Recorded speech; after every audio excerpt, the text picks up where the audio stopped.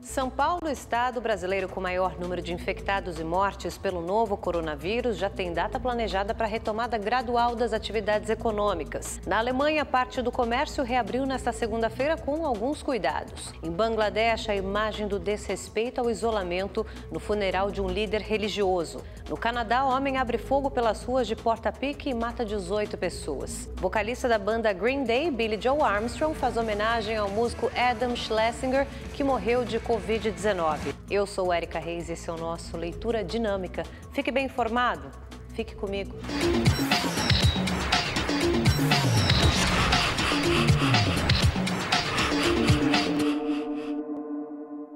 Olá, boa noite. O último balanço do Ministério da Saúde mostra que o Brasil tem 40.581 casos confirmados de Covid-19. O número de mortes chegou a 2.575. Em São Paulo, a retomada gradual da economia já tem uma data planejada. Segundo o governador João Dória, o plano deve começar no dia 11 de maio, um dia depois do fim da quarentena.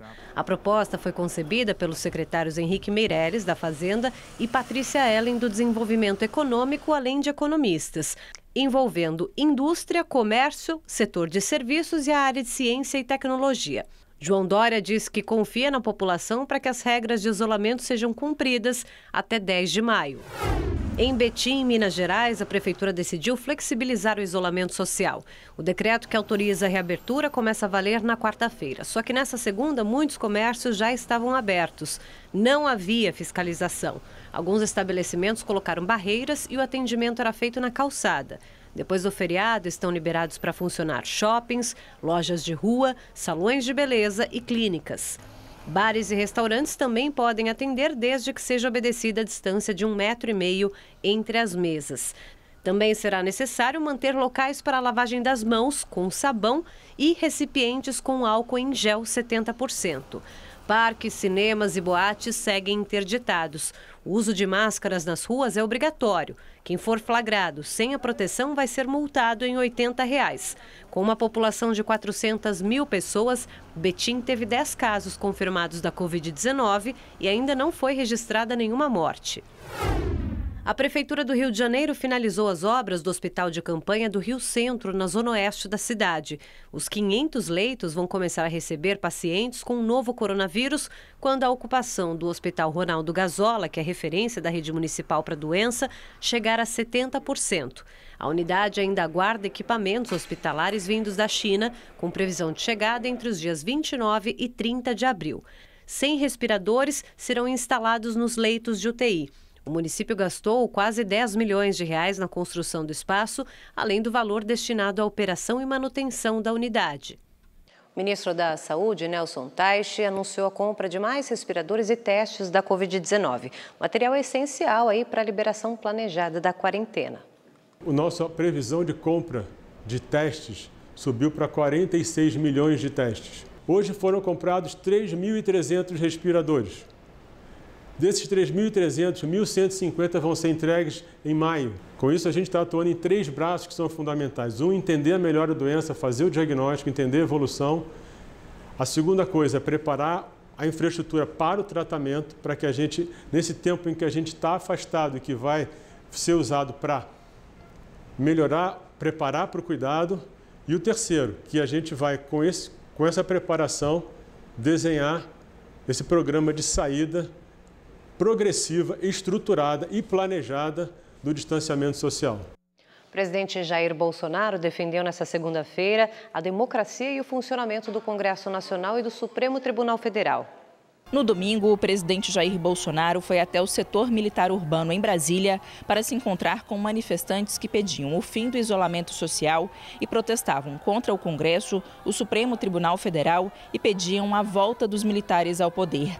O presidente discursou de cima de uma caminhonete, não abordou nenhuma das reivindicações, mas reforçou a necessidade do país retomar a atividade econômica. Contem com o seu presidente para fazer tudo aquilo que for necessário para que nós possamos manter a nossa democracia e garantir aquilo que há de mais sagrado entre nós, que é a nossa liberdade. As reações foram imediatas. Pelas redes sociais, o presidente da Câmara, Rodrigo Maia, e o ministro Luiz Roberto Barroso, do STF, foram duros nas críticas contra a manifestação. Governadores, a Ordem dos Advogados do Brasil e associações de procuradores e juízes também repudiaram a manifestação. Hoje, depois das críticas, Bolsonaro justificou que o ato era a favor da reabertura do comércio e defendeu a democracia e o funcionamento do Congresso e do STF com transparência. Ao deixar o Palácio da Alvorada, ele conversou com apoiadores e repudiou um homem que pediu o fechamento do Supremo. Aqui não tem fechar nada, dá licença aí. Aqui é democracia, aqui é respeito à Constituição brasileira. E aqui é a minha casa e a tua casa. Então eu peço, por favor, que não se fale isso aqui. Supremo aberto, transparente, Congresso aberto, transparente. Nós, o povo, estamos no governo. Não vamos aceitar provocações baixas, provocações rasteiras por parte da imprensa que está aqui, me ouvindo aqui agora, com as exceções.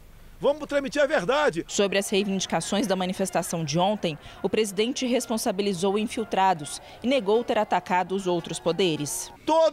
Qualquer movimento tem infiltrado, tem gente que tem a sua liberdade de expressão. Respeite a liberdade de expressão. Exatamente. Pegue o meu discurso, deve estar 2 minutos. Não falei nada contra qualquer outro poder, muito pelo contrário. Bolsonaro ainda reafirmou que 70% da população terá o coronavírus e disse esperar que essa seja a última semana de quarentena. Mas não quero levar um clima de incerteza. Dá para recuperar o Brasil ainda. Eu espero que essa seja a última semana dessa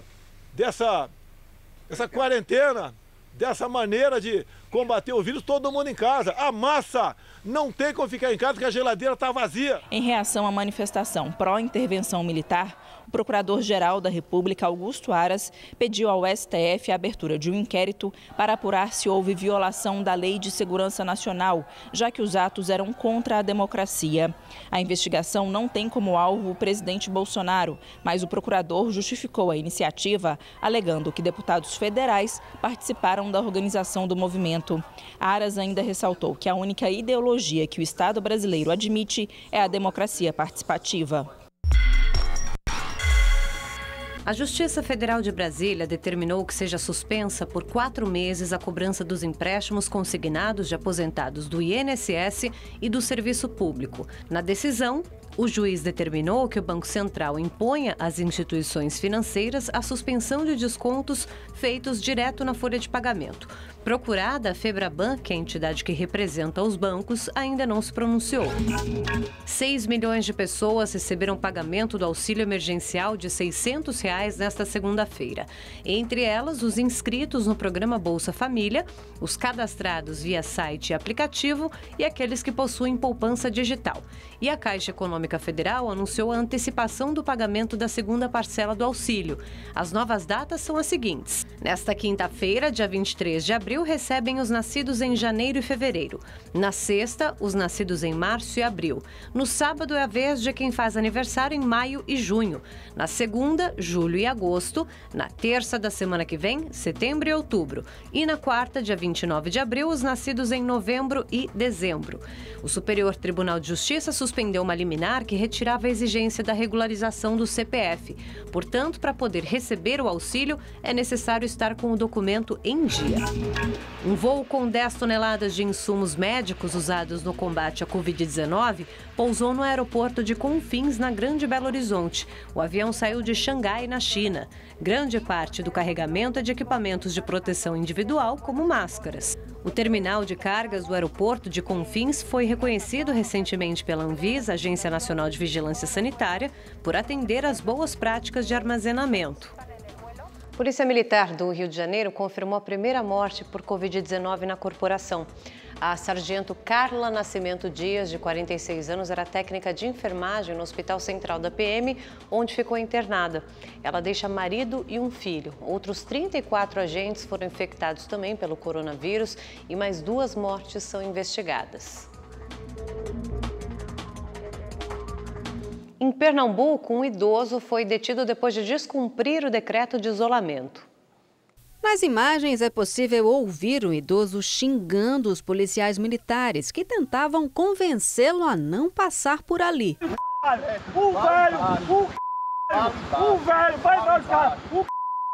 A discussão continua e o idoso puxa o celular da mão do PM.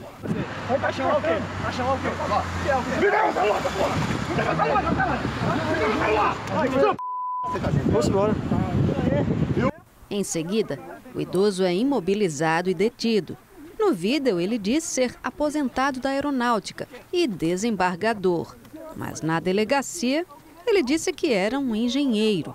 O caso aconteceu na orla da praia de Boa Viagem, na zona sul do Recife. Após descumprir o decreto estadual que proíbe a circulação de pessoas nas praias e calçadões, o idoso foi autuado por desacato à autoridade. Quase 2.500.000 pessoas estão infectadas pelo novo coronavírus em todo o mundo. São 170 mil mortes já pela doença. E na Europa, com a queda do número de novos casos e internações, alguns dos países começaram já a retomar as atividades. Depois de quase um mês de isolamento, os alemães retomaram nesta segunda-feira um pouco da rotina que tinham antes da pandemia causar as primeiras mortes no país. Lojas de roupas, livrarias, revendas de carros e outros comércios com até 800 metros quadrados puderam reabrir as portas, obedecendo o número máximo de clientes e de distanciamento. Já restaurantes, bares e academias permanecem fechados. O uso de máscaras passa a ser obrigatório em trens, ônibus e no interior das lojas em diversas cidades alemãs por tempo indeterminado.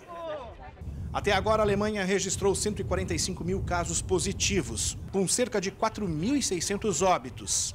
A boa notícia é que o país conseguiu recuperar 91 mil doentes, a taxa mais alta do mundo desde o início da pandemia. Estamos ainda no começo da pandemia e longe de estarmos fora de perigo. Precisamos perceber isso, especialmente no início desta semana, quando o primeiro afrouxamento das regras entrará em vigor. Temos que avançar passo a passo, devagar e com cuidado. Essa é a primeira fase do que as autoridades chamam de uma saída gradual de um confinamento que já dura quase um mês e meio em vários países aqui da Europa. E o exemplo alemão também está sendo adotado agora por algumas das principais nações europeias, como Itália, França e Espanha, que começaram a semana afrouxando as medidas restritivas, uma vez que a média diária de novos casos e de mortes vem caindo, se comparada com os números de 2 semanas atrás. Na Espanha, farmácias passaram a distribuir milhares de máscaras. E o governo anunciou o fechamento do necrotério, instalado de forma provisória, num ginásio com pista de gelo no centro de Madrid. O número de mortos pela Covid-19 de ontem para hoje ficou abaixo dos 400 pela primeira vez desde março, disseram as autoridades espanholas. Já na França, um hospital de campanha construído ao leste de Paris para atender pessoas que contraíram o vírus começou a ser desmontado nesta segunda-feira após o recuo de novos casos. A França está entre os países mais atingidos pela doença, com quase 20 mil mortes. Mas o número de pacientes com o vírus nos hospitais está em queda, assim como o de óbitos. A Itália segue a mesma tendência. Depois de 2 meses de total confinamento, após ver cidades inteiras devastadas pelo vírus, chegando à trágica marca de 24 mil mortes, os italianos, aos poucos, tentam se reerguer. Em várias partes da Lombardia e em Roma, uma segunda-feira que há muito não se via. Lojas abertas, seguindo as restrições sanitárias. Peterson Isidoro, de Lisboa, para o Leitura Dinâmica. Na Ásia, a China voltou a rebater o presidente norte-americano. Donald Trump diz que quer investigadores no país chinês para averiguar a origem do vírus. A defesa da China veio por meio do porta-voz do Ministério de Relações Exteriores. Zheng Xuan disse que o país oriental também foi vítima do vírus, que não é culpado nem cúmplice da pandemia e que a comunidade internacional deve se unir em vez de culpar um ao outro. No balanço mais recente, o governo central chinês divulgou 36 novas infecções e nenhuma morte registrada no país. No total, são pouco mais de 4.600 óbitos, 84.200 infecções e cerca de 78 mil curas anunciadas. Na região sul, em Hong Kong, a quarentena e rigorosas medidas de distanciamento social resultaram. A cidade está há mais de 6 semanas sem um novo registro de infecção. No Centro Financeiro Internacional Asiático foram contabilizados pouco mais de 1.000 infecções e 4 mortes. Mas enquanto todos os holofotes estão voltados à Covid-19, o governo de Hong Kong tenta minar o movimento pró-democracia, responsável pelos protestos que duraram mais de 6 meses, desafiaram Pequim, ganharam repercussão internacional e só pararam com o início da pandemia. Neste fim de semana, 15 dos principais ativistas democratas foram presos. Por acusações de participarem em atos ilegais, as prisões vieram dias depois que o escritório de Pequim, na cidade, pediu uma nova lei para lidar com os opositores. Entre os presos está Martin Lee, conhecido como pai da democracia em Hong Kong, por ter fundado o Partido Democrata. Sobre as prisões, o porta-voz de Pequim disse que os assuntos de Hong Kong são internos da China e nenhuma força externa pode intervir. Em meio ao conflito entre as maiores economias do mundo, da Índia, país que registrou 1.550 infecções, o maior pico diário até agora, veio a palavra apaziguadora. Em uma rede social de negócios, o primeiro-ministro Narendra Modi escreveu que, ao contrário de enfrentamento entre países, hoje estamos juntos diante de um desafio comum. O futuro será sobre união e resiliência. Marcelo Espíndola, de Macau, para o Leitura Dinâmica. E com a paralisação forçada da economia mundial por causa da pandemia, a demanda por derivados de petróleo caiu muito. Pela primeira vez na história, os contratos futuros do produto foram negociados em valores negativos. A referência norte-americana fechou em queda de acima de 300% na Bolsa de Nova York, o que levou aí o preço do barril a custar pouco mais de 37 dólares negativos. Até então, o nível mais baixo do fechamento de um contrato futuro de petróleo era de pouco mais de 10 dólares o barril. O presidente dos Estados Unidos, Donald Trump, anunciou que ele vai assinar agora uma ordem executiva para suspender a imigração no país temporariamente. Nessa mensagem que foi publicada em redes sociais, o republicano diz que os americanos enfrentam um inimigo invisível e que os empregos precisam ser protegidos. Em meio à pandemia da Covid, a taxa de desemprego entre os norte-americanos aumentou muito no último mês.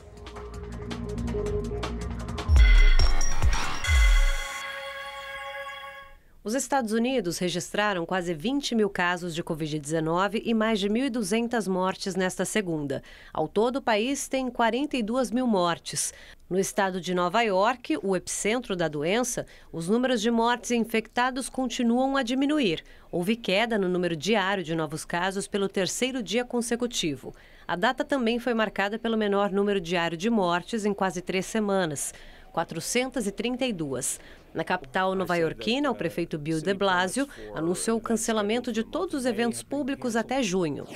Em Portugal, onde as escolas estão fechadas há cerca de um mês, a emissora de televisão RTP começou a apresentar aulas com horários marcados para cerca de 800 mil alunos.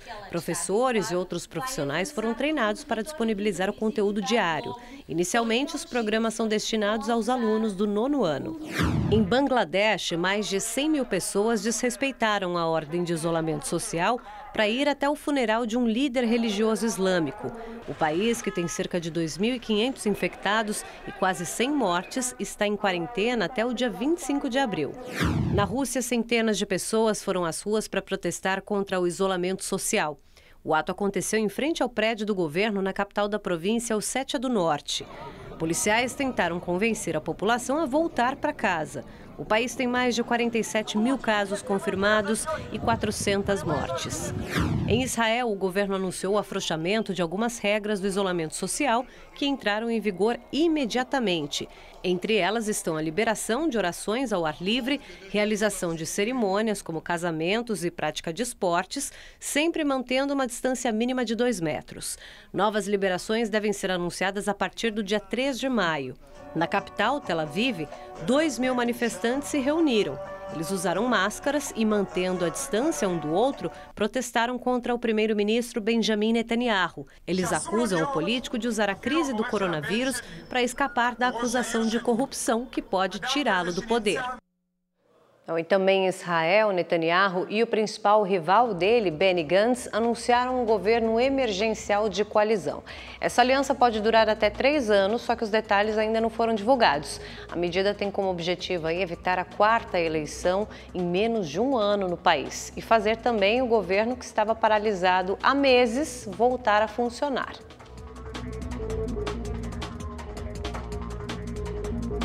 Subiu para 19 o número de mortos em um ataque a tiros na cidade de Portapique, no Canadá. Um homem de 51 anos, identificado como Gabriel Wortman, usou um carro igual ao da polícia para sair disparando contra moradores aleatoriamente. Após cerca de 12 horas de perseguição, ele foi morto. Uma policial também foi baleada e não resistiu. A motivação do ataque é desconhecida. O ato foi o mais mortal do tipo na história do país. Os moradores prometem uma vigília virtual em memória às vítimas. E por causa da pandemia, o filme The Batman, que tinha a estreia prevista para junho de 2021, será lançado só no dia 1º de outubro do ano que vem. O Robert Pattinson protagoniza o Bruce Wayne, o Batman nessa versão, e além dele, a cidade de Gotham será povoada por Zoe Kravitz como Mulher Gato, Paul Dano como vilão Charada. Já o Colin Farrell vai dar vida ao Pinguim. A direção desse filme é de Matt Reeves. E o zagueiro Innocenty Samokvalov, do Lokomotiv Moscou, na Rússia, morreu nesta segunda-feira enquanto fazia um treinamento sozinho em casa por causa da quarentena. O jogador tinha apenas 22 anos de idade. A causa da morte está sendo investigada, mas de acordo com as primeiras informações, o motivo pode ter sido uma parada cardíaca. Atualmente ele estava emprestado para o Kazanka, que é um time filiado ao Lokomotiv.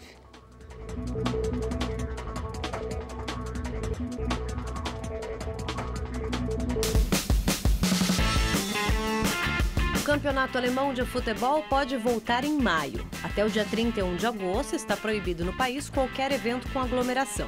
Caso volte mesmo, o torneio deve terminar sem a presença de público. Faltam 9 rodadas para o fim da competição. Com 55 pontos, o Bayern de Munique lidera o campeonato alemão. O sul-coreano Son, atacante do Tottenham, se apresentou no centro de treinamento do Corpo de Fuzileiros Navais da Coreia do Sul. No país, o serviço militar é obrigatório para os homens. Como ganhou isenção por ter conquistado uma honraria, os Jogos Asiáticos, pela seleção coreana, o Son vai cumprir 3 semanas de treinamento básico militar. Nesta segunda, o Atlético Mineiro deu o pontapé inicial para a construção de sua arena no bairro Califórnia, em Belo Horizonte. O Galo pretende mandar seus jogos à nova casa já em 2022. Com capacidade para 46 mil lugares, o valor inicial da obra está estimado em R$ 410 milhões.